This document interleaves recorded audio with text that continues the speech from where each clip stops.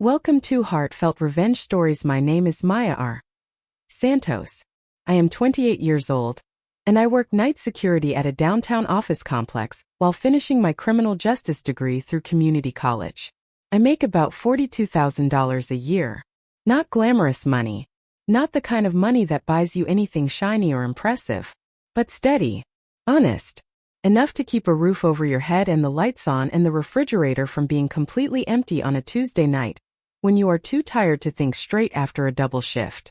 Please like this video and listen to my story till the end, and let me know which city you're listening from. That way I can see how far my story has traveled. My boyfriend Daniel worked part-time at a men's clothing boutique downtown, and brought in maybe $18,000 on a good year. We had been together for 6 years, living together for 3. And because I earned more, I covered almost everything that actually mattered. The rent, the utilities, most of the groceries, the quiet, invisible background costs of adulthood that nobody notices or thanks you for until the day they stop getting paid. Daniel was always the social one. He had this easy laugh, this effortless charm, the kind of warmth that made complete strangers feel like they had known him their whole lives inside of 5 minutes. He went out with friends on Friday nights. He took weekend trips to visit his sister. He said sometimes he needed space because being home too much made him restless, and I never once held that against him. I was more of a homebody between work and classes, and I understood that we were different kinds of people. I tried so hard to be supportive. I trusted him completely. Looking back now, that trust feels less like love and more like a blindfold I tied around my own eyes with my own 2 hands. It was a Tuesday evening. I was sitting in the parking lot of the complex before my shift, just scrolling through my phone the way you do when you have 15 minutes and nowhere particular to put your thoughts. Our mutual friend Nolan had posted a collection of photos from a birthday party that had happened the weekend before. I almost kept scrolling. I was tired. I had been tired for a long time in ways I had not yet found the words to explain. But then something in one of the images made my eyes catch, and my thumb stopped moving, and my stomach dropped so suddenly and so completely that I genuinely thought for a moment I might be sick right there in the driver's seat of my car. In the background of one of the photos, half turned toward the camera, was Daniel. His hand was around a woman's waist. He was kissing her the way you kiss someone when it is comfortable and familiar and completely natural to you, like something you have done 100 times. She was not anyone I recognized, and he was wearing the same black jacket he had told me he packed for a guy's weekend out by the lake. The one I had helped him fold because he said he was in a rush. I zoomed in until the image went grainy and pixelated, and it was still him, still her, still unmistakable. My hands were shaking when I typed the message to Nolan. I kept it simple. Hey, was Daniel at Caleb's party last weekend? I thought he was out of town with friends. His reply came fast. Too fast. That specific kind of fast that means someone is not thinking carefully before they type. Wait, I thought you guys broke up months ago. He's been bringing Camille around since February. Did you two get back together? I read those words and I read them again and I read them a 3rd time, and each time the meaning was exactly the same and there was absolutely nowhere for it to go except directly into the center of my chest. Broke up months ago. Camille. Did we get back together? We had not broken up. We had eaten takeout together on the couch the previous Tuesday. He had kissed my forehead before walking out the door on Friday morning. We had been talking about planning a trip together next month once my class schedule gave me a little breathing room. Meanwhile, while all of that was happening in our apartment, the outside world had apparently been watching Daniel debut another woman on his arm, as if I had already been quietly cleared out of the picture months ago. I called Nolan immediately. My voice sounded strange even to me. Too calm. The way your voice gets when your body knows that if it lets any real sound out, everything is going to collapse. What do you mean we broke up? I asked. There was a pause. Then a careful exhale. Teresa, he said, using my old name out of habit before catching himself. Daniel has been telling everyone that you ended things in February. He said it was mutual. That you were both just figuring out the living situation.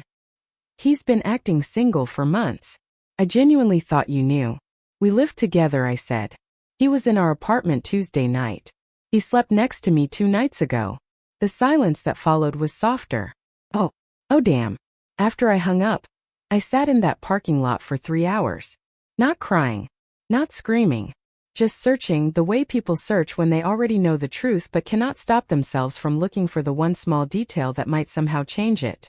I went through tagged photos, old stories, mutual accounts, and there it was. A whole second life hiding in plain sight.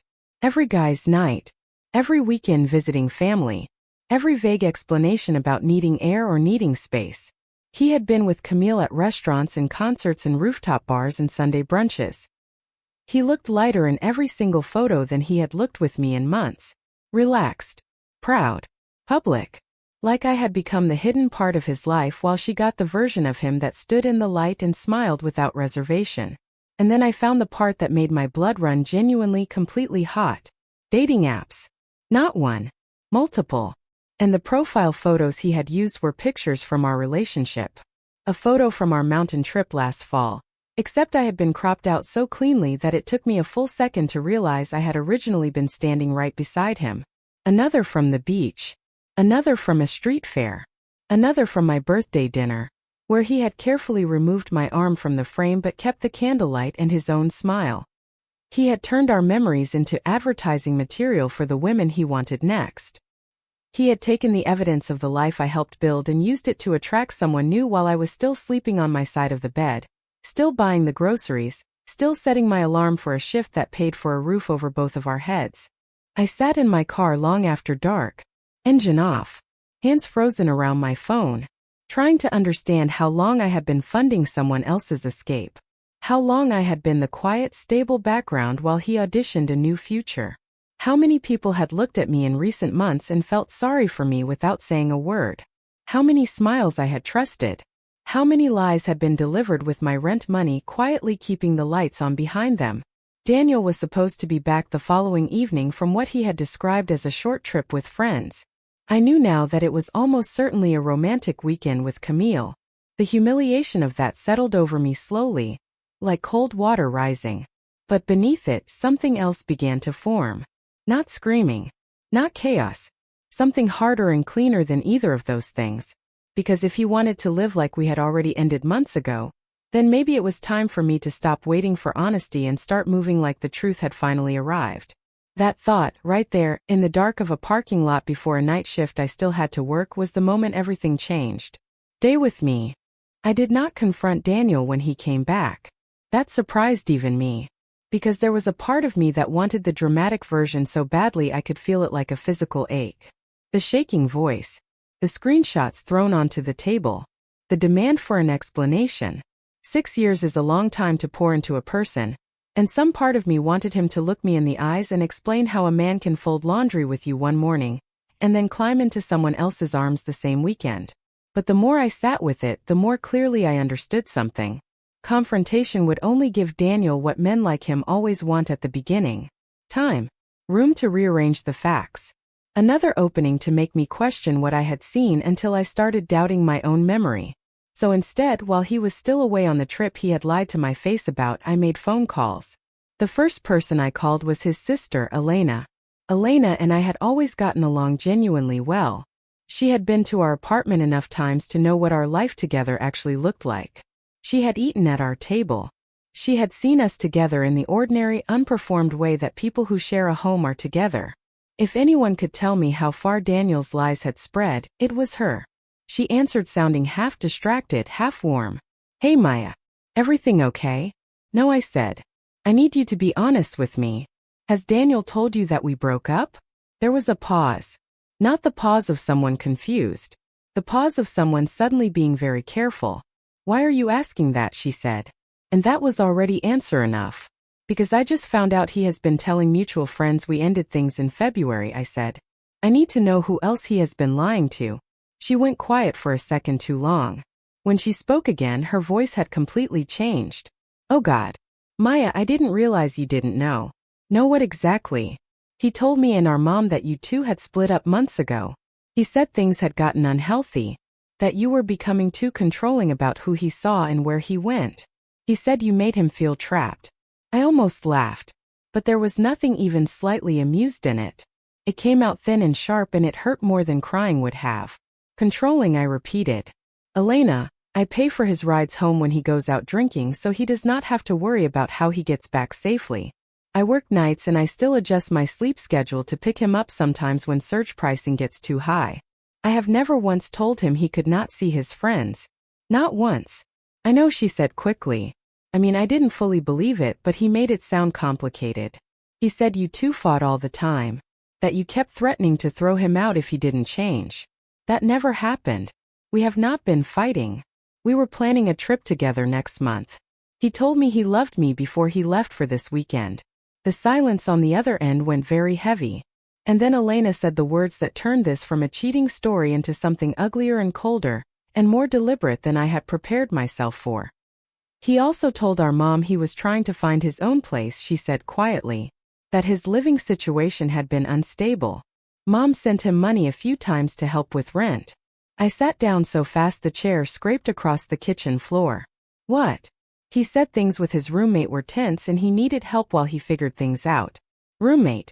That was what I had become in the story. He was selling his own family. Not the woman paying the lease. Not the partner carrying most of the weight of the life we shared. Just some unstable roommate situation he was bravely managing while presenting himself as newly single to the world. All while taking money from his mother, because supposedly his housing was shaky. I felt sick. Not because I was shocked anymore. I was past shock by then. I felt sick because everything was suddenly aligning with a kind of precision that made the betrayal feel planned. He was not just cheating. He was building a parallel reality where I financed his stability, his family subsidized his performance, and his new girlfriend got the exciting, uncomplicated version of a man who told her he was free. After I hung up with Elena, I called my friend Wyatt from work. Wyatt had come through a brutal divorce a few years back and had come out the other side with a calm, almost clinical approach to chaos that I needed desperately in that moment. Wyatt, I said, I need help and I need you not to try to be optimistic about it. That got his full attention immediately. What do you need? Daniel has been cheating on me. He has been lying about our relationship to everyone we know. He has been using me as financial cover while he builds a life with someone else. He is away until tomorrow night. I need to get my things out before he comes back. And I need somewhere to stay for a few days while I figure out my next move. There was no dramatic gasp. No unnecessary words of comfort. Just immediate, practical, beautiful calm. I have a room. When do we start? That is one of the reasons I will always trust Wyatt with my life. Some people offer comfort when everything breaks. Others help you carry boxes. The second kind saves you faster. The rest of that day became something close to surgery. I went through every room of the apartment with my phone camera first, documenting everything before I touched a single thing, because I knew exactly the kind of story Daniel was capable of telling, and I was not going to give him any room to rewrite this part. Then I packed only what was actually mine. My clothes, my books, my kitchen equipment, the desk I had bought for school, my plants, my framed photographs, the sofa my aunt had given me, the television I had paid for, the coffee maker he used every single morning without once cleaning the filter. Piece by piece, I removed my presence from that apartment until it stopped looking like our life and started looking like a stage set after the lead has walked off and taken the script with her. The lease was month to month. I called the landlord and made it crystal clear. I would not be responsible for anything beyond my legal notice period. Then I canceled everything in my name. Electric, gas, internet, the streaming accounts he used every night. Every invisible service that had made his version of being single feel warm and comfortable and supported. I went to the bank and closed our joint account. There was less than $1,000 in it, money I had deposited anyway. I moved it to a new account at a different bank. Clean break. No lingering access. No last opportunity for him to drain one more thing from me while pretending to be confused. The hardest moment of the whole day was lifting Bruno's leash off the hook by the door. Bruno was my dog. I had adopted him before Daniel and I ever moved in together. His chip, his vet records, his adoption paperwork, everything was in my name. But Daniel had loved him, or I had believed he did. Bruno followed him into the kitchen in the mornings. Slept by his feet on the couch. Waited at the door when Daniel left like he thought the man might bring something good back with him. Taking Bruno with me meant making the ending undeniable. But leaving him behind was never an option for even 1 second. I was not going to let a man who had built his entire life on deception keep the one creature in that apartment who had never told me a single lie. By Sunday evening, the place looked hollow. Daniel's clothes still hung in the closet. His shoes still lined the wall by the door. His framed records sat right where he had always kept them. But everything that had made that apartment warm and functional and lived in was gone. I left a note on the kitchen counter. Short. No performance. Daniel. I know about Camille. I know you have been telling people we broke up months ago. I know about the dating apps. I know about the lies you told your family. I am done. Do not contact me. The utilities shut off Monday because they were in my name. The landlord knows I am leaving. Your half of this month is covered. After that, you are on your own. Maya. I placed my key on top of the note, stood in the doorway for one last second, and let myself feel what was actually in my chest. Not grief, not yet. That would come later in smaller and meaner waves. What I felt in that moment was something closer to release. If you thought this was the worst of it, stay with me. Because what happens next is the part one still cannot fully believe. The morning after I moved out, Elena called again. Simon just called me crying, she said, still using the name she had always known him by inside the family. He says his roommate moved out suddenly and now he cannot pay the electric bill. He asked if I could send him money. Should I? I almost admired the speed. He had not even been home long enough to fully absorb the note before he was already constructing the next version of events. No, I said. Do not send him anything. He is 26 years old. He has been lying to all of you for months. It is time for him to learn what being actually single actually costs. But what if he really cannot afford rent, she said. Then he finds a cheaper place or he moves home. That is not my problem anymore. By that point, Daniel had already started calling me. Texts, blocked numbers, unknown numbers, all of it arriving in waves that made my phone feel like something hostile. I blocked everything I did not recognize. I was not curious. I was not tempted. Whatever version of regret he was suddenly ready to perform was a performance I had seen the rehearsal for, and I had no interest in watching the show. Then the campaign started. Tuesday night, around 2 in the morning, I was midway through my security rounds at the office complex when an alert came through on my monitor. Someone had entered the lower level of the parking garage.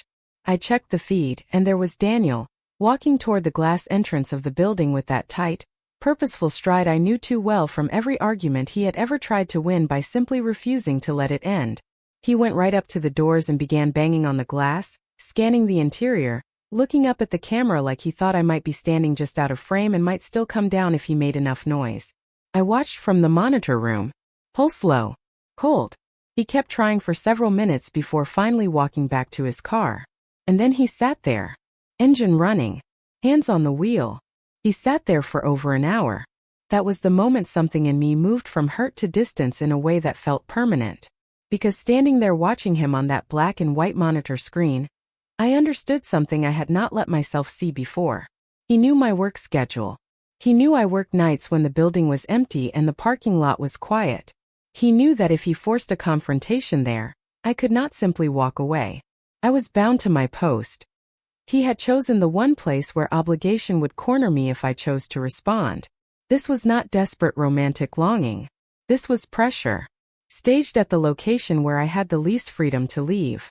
The building security team reviewed the footage the next morning and documented everything. By Wednesday, the reach of what he was doing had widened considerably. Nolan texted me first. Daniel showed up at my place, he said. He told me you abandoned him, took everything and left him with bills he cannot pay. Is that true? I called Nolan immediately and told him everything. The photo. Camille. The lies about the breakup. The dating profiles built from cropped images of our relationship. The false story fed to his family. His mother's money. The note. The visit to my workplace. I expected awkwardness, maybe some skepticism, some loyalty to the friendship he had with Daniel. What I got instead was stunned silence and then one long, exhausted exhale. Maya, Nolan said, I genuinely had no idea. The way he told it, I thought you two had ended things a while back and it was messy but mutual.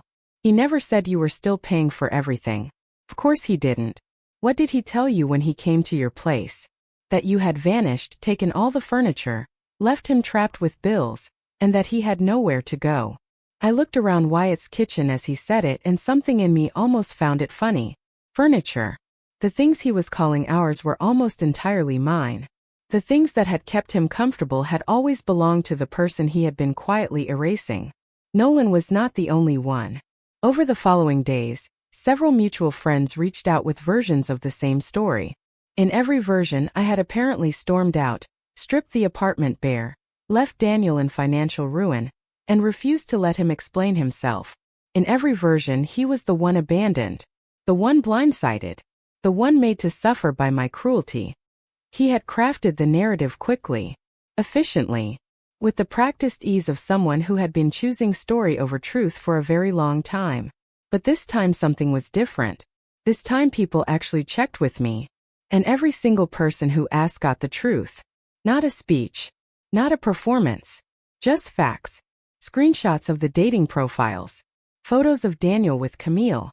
A calm explanation of the lease, the utilities, the money, and the lies. It turned out that truth is enormously efficient when you stop softening it to protect someone else's image. One by one, the responses came back almost identical.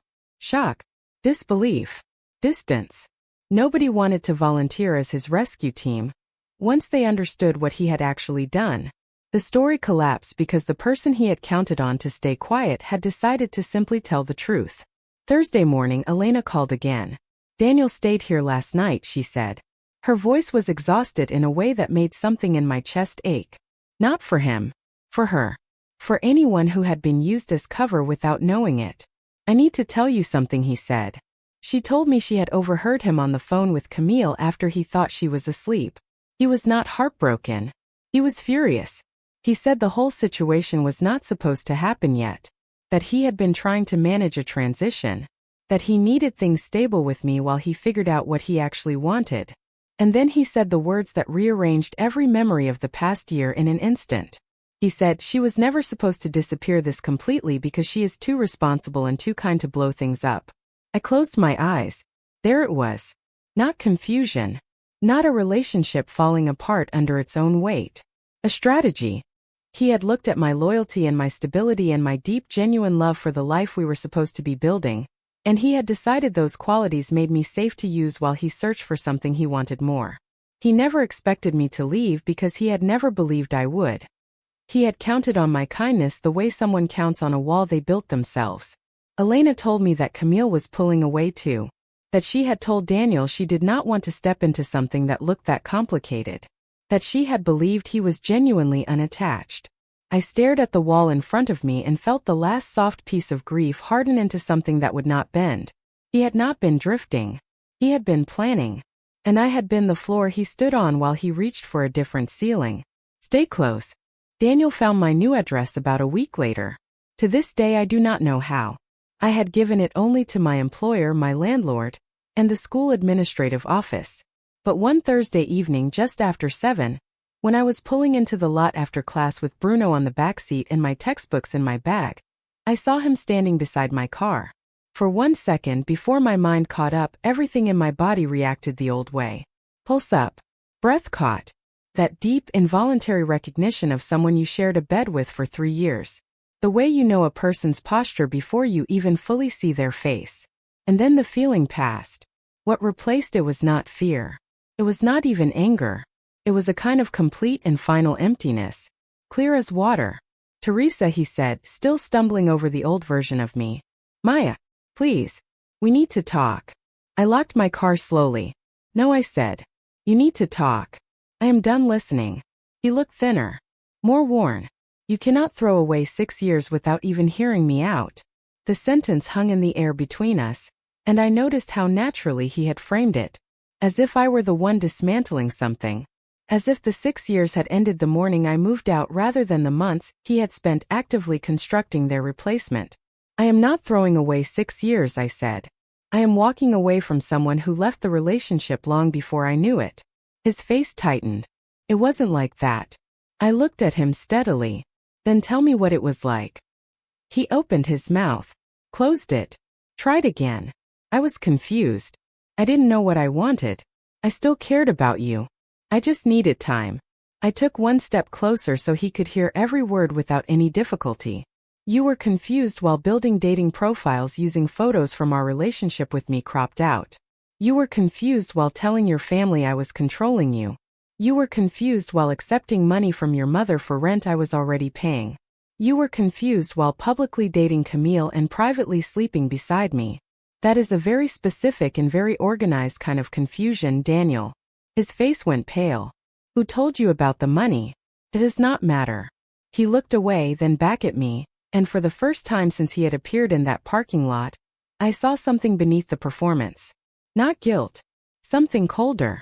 The faint flicker of a man who has just realized that the room he thought he was in has completely different walls than the ones he drew on his map. We can fix this, he said.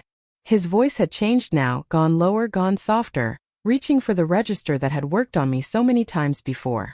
I will end things with Camille. I already told her I need space. I will be completely honest.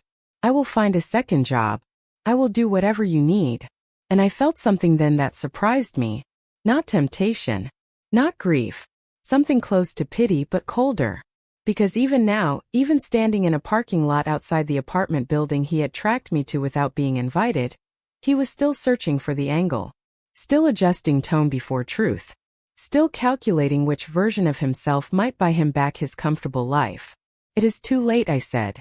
Even if every single word you are saying right now were true, and I do not believe that it is, I could never look at you without wondering what was happening just outside my line of sight. That is not a relationship. That is surveillance. I will not live like that. He stepped closer. 6 years has to mean something. It would, I said, if those 6 years had been honest. His jaw tightened. So that is it. You are just going to erase me. There it was again. The reversal. The attempt to make abandonment mine. To make me the one who ended something he had already hollowed out from the inside. No, I said. You erased me months ago. Publicly. Socially. Financially. You just expected me to keep paying the bills while you did it. He did not answer. Because there was no answer that did not expose everything he had done in exact detail. He asked for one more chance. One more conversation. One more opening. Just coffee. Just to talk. Just to be friends. And I said no to every version of it in every way that mattered. When I walked past him toward the building entrance, he did not stop me. I do not know whether it was shame or simply the dawning understanding that nothing in me was reachable anymore. Maybe both. I unlocked the door. Stepped inside. Did not look back. That was the last time I saw Daniel. But I want you to stay with me because what came after, the final pieces of the picture that fell into place in the days that followed, is the part that changed how I understood everything. Over the weekend after the parking lot, Nolan told me what had happened with Camille. Once she learned the full truth, not the careful version Daniel had been feeding her but the actual picture, that he had been living with me the entire time, accepting my financial support, and lying to everyone about our status, she ended things. She told mutual friends that she had believed he was genuinely unattached, and that if she had known the truth, she never would have been involved. I do not blame her for that. She had her own version of a lie to untangle. A day later, Elena texted me the final thing. Daniel had moved back in with his parents. He was telling some people that I had trapped him financially, stripped the apartment, and left without warning. But this time the story did not survive its first hour. His mother shut it down herself. Elena said their mother had told him, very calmly and very clearly, that if he was old enough to maintain 2 separate lives at once and lie to everyone in both of them, then he was old enough to face what came from it without rewriting himself as the victim. That was the moment something deep in my chest finally let go. Not because his life had collapsed.